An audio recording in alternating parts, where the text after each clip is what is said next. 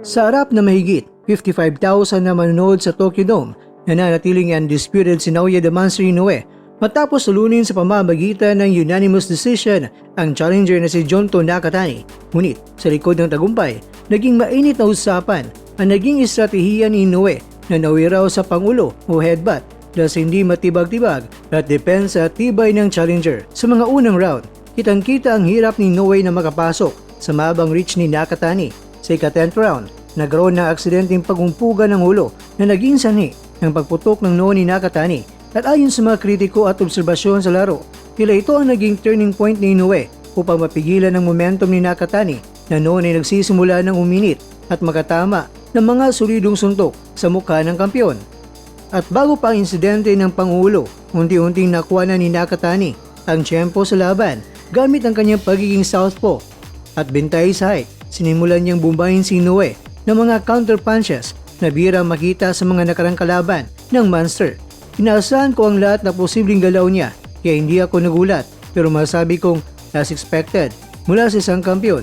Napakahusay niyang bumuo ng laro, ani ni Nakatani sa isang maikling press conference. Gayunpaman, dahil sa tindi ng pressure ni Inoue at ang pisikal na aspeto ng laban, kabilang na ang pinsala sa mata ni Nakatani sa 11th round na kung saan dulot na isang uppercut na pilitang mag-iba ng diskarte ang challenger sa kabila ng hinala ng orbital floor fracture o biyak sa buto sa paligid ng mata.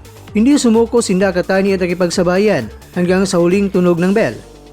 Hindi itinanggi ni Naoya Inoue na si Nakatani ay isa sa pinakamahirap na kalaban na hinarap niya sa gitna ng laban. Mapapansin na nangingitian pang dalawa, isang senyales ng mataas na respeto sa sining ng boxing. At ayon kay Inoue, napansin niyang mabilis matuto si Nakatani habang tumatagal ang round kaya kailangan niyang sirain ang ritmo nito. Bagamat may mga batikos na naging dikit na laban at mga insidente ng headbutt, binigyang pugay ni Inoue ang katapangan ng kanyang katunggali. May matibay siyang puso at mataas na antas sa teknikal na kakayahan. Sigurado akong magiging kampiyon siya sa Super Bantamweight Division sa hinarap, pahayag ni Inoue matapos ang laban. Bagamat nakatikim ng unang pagkatalo sa kanyang 33 na fights, lumabas na masikat at respetado si Junto Nakatani. Ang kinalabasan ng laban at 12-round technical war ay nagpapatunay ng Monster ay tao rin na pwedeng masaktan at mapahirapan kung ang kalaban ay may tamang disiplina at haba. Narito ang mahalagang datos mula sa laban. Crowd attendance mahigit 55,000, sold out ang Tokyo Dome. Injury report, suspected orbital floor fracture kay Nakatani dahil yan sa cut on forehead na nakuha niya sa accidental headbutt. Judges scorecards, unanimous decision para kay Inoue. Mga kakwento sa uli, ang laban na ito ay hindi lang tungkol sa kung sino ang nanalo, kundi tungkol sa pagpasa ng antas ng world-class boxing.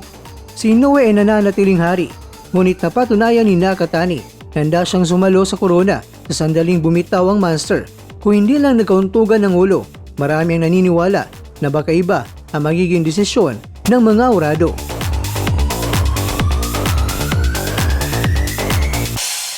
Putol sila na, hinayera tapi.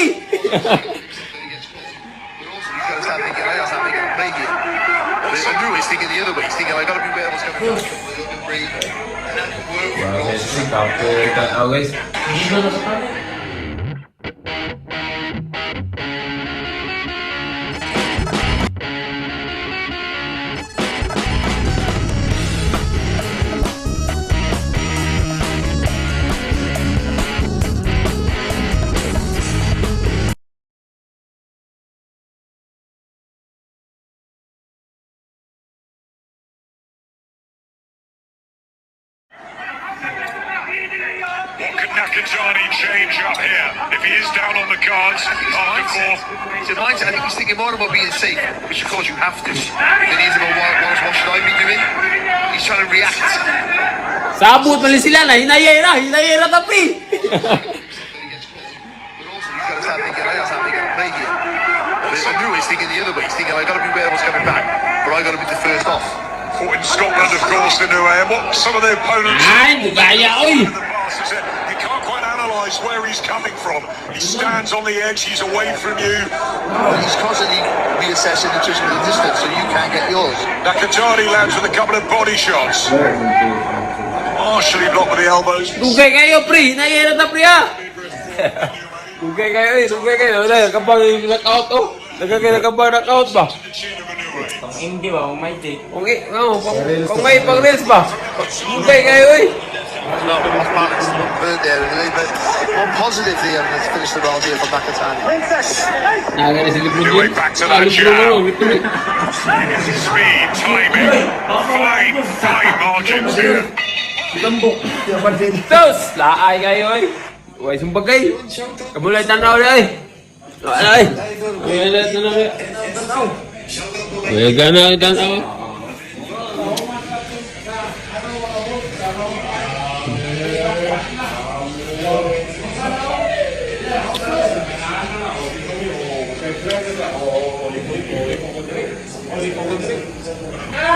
So, dugay kayo eh. Wow, nakakasawa. Natawag lang ako. Wala tanaw. Kaya yun, Wala tanaw puting. wala lang, amat kayo.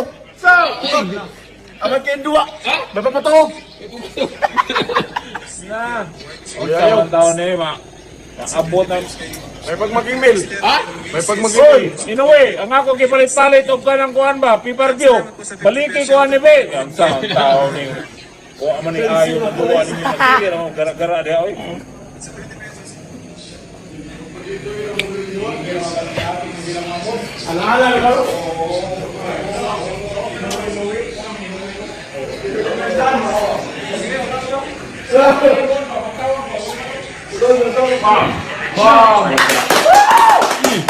Pokpok mo lang. Huwag niya ko.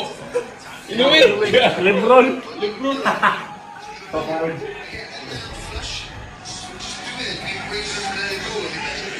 Ito mo ganyan. Siya. Wala na tanaw buksi yung usay. Lahit na yung tanaw. Pato sa'yo. Petitions lagi na. Yan.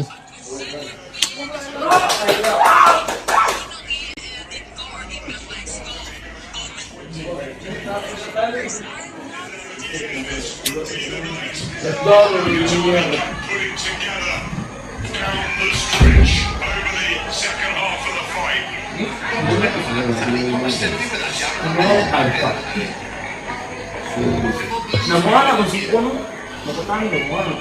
Inuwi.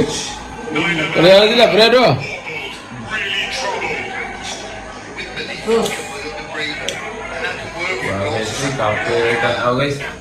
Suntok, may pangarap sa bawat Mga kakwento, hanggang dito na lang muna ang ating kwentuhan. Huwag kalimutan na mag-like, share at subscribe.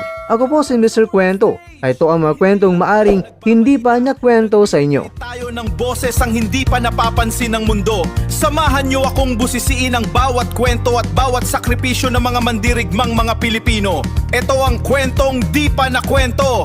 Pilipinas para sa mundo. Pilipinas para sa mundo.